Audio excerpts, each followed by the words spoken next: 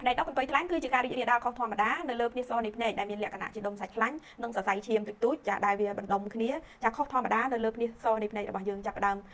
វិវត្តបន្តិចម្ដងឡើយចូលទៅក្របលើកញ្ចក់កែវភ្នែកពណ៌ខ្មៅរបស់យើងបើយើងគ្មានដំណោះស្រាយទាន់ពេលវេលាចាវាតែវិវត្តខ្លាំងឡើងដុះឡើយចូលទៅក្របលើប្រស្រីកូនក្រមុំដែលធ្វើឲ្យបាំងមើលឡើងឃើញច្បាស់ចាហើយវាមានអាការៈធ្វើទុកដូចជាចាក្តៅក្នុងភ្នែកក្រហាយផ្សាភ្នែកក្រហមចាស្ងួតនៅក្នុងភ្នែកចាវាមានលក្ខណៈថាចុកខ្សោយព្រិលភ្នែកស្វាំងភ្នែកចាអញ្ចឹងបងប្អូនដែលគាត់មានបញ្ហាភ្នែកកន្ទុយខ្លាំងអ្នកខ្លះមានម្ខាងខាងគល់ផងខាងកន្ទុយផងអ្នកខ្លះក៏មានទាំងគូតែម្ដងខាងនេះក៏មានខាងនេះក៏មានអញ្ចឹងដើម្បី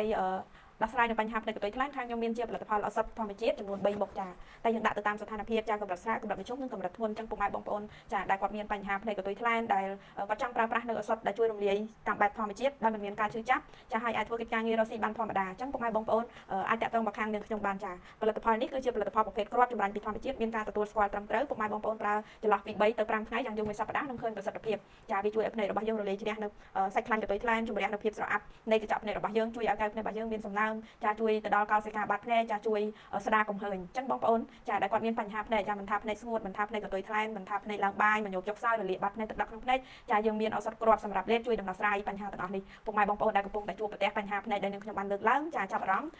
ចង់ដឹងព័ត៌មានបន្ថែមអាចតាក់ទងមកបានចាលេខ068 55 30 9 9 0 7 26 46 62ចាមួយខ្សែទៀត017 63 57 17ចាអញ្ចឹងខ្ញុំមានប៉ុណ្ណេះចាអរគុណ